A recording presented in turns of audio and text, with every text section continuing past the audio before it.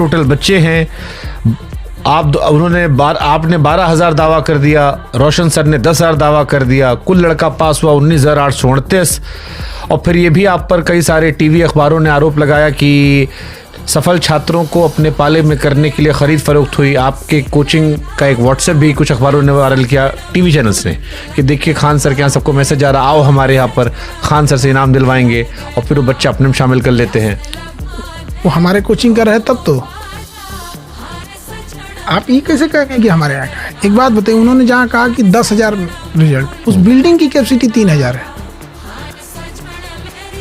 तो उसका रिपीट पढ़ा रहे हो 3 बार, ठीक है, आपकी बात मान ली है। हाँ मतलब अब 10,000 दावा किया है तो कुछ तो सोचे किया होगा। आपने 12,000 किया है। हमारे 17 हॉल भरा था, और फिर 3 तारीख को दोबारा प्रोग्राम था। उस दिन नहीं हो पाया 31 तारीख को, तो 3 तारीख को दोबारा प्रोग्राम था।